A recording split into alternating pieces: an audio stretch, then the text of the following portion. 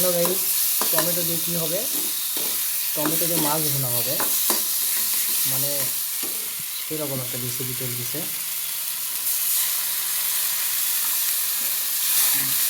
Freezing করা tomato, তাই না? ফ্রিজিং করা টমেটো দিয়ে মাছ ভুনা হবে। এই যে মাছটাও ভেজে নেওয়া হয়েছে, মাছের দু পেঁয়াজি, এটাকে মাছের দু পেঁয়াজি বলে। এই যে মাছ ঢেকে দেওয়া হলো, কিছুক্ষণ জাল দেওয়া হবে। এই যে চিংড়ি মাছ, চিংড়ি মাছের রান্নাটা আর একবার দেখাইছিলাম। চিংড়ি মাছ দিয়ে লাউ করছিলাম, একবার লাউ খাইছিলাম, সেটা দেখাইছিলাম। তো বারবার কষে নেওয়া হচ্ছে। কষে নেওয়ার পরে আপনার হচ্ছে চিংড়ি মাছ দিয়ে 2 পেঁয়াজি হবে, সরি, ফ্রিজিং করা টমেটো দিয়ে 2 পেঁয়াজি বারবার কষানো হচ্ছে সুন্দর করে। কষানোর পরে সেরকম একটা ঘ্রাণ বের হয়েছে।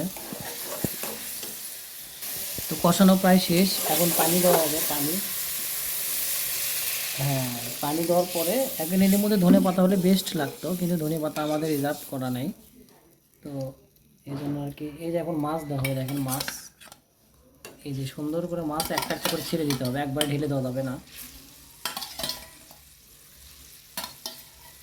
ওয়াও, এটা হলো মাছের দু পেঁয়াজু। একটু করে বলক উঠলেই, মানে কিছুক্ষণ জাল দিলে ইজিলি রান্নাটা করা শেষ হয়ে যাবে। তো আপনারা যারা এরকম করে ফ্রিজিং টমেটো রাখছেন, তারা এই যে শীত চলে আসতেছে, আপনারা কিন্তু খেতে পারেন। ঢেকে দেওয়া হলো, রান্নাটা একটু পরেই শেষ হয়ে যাবে।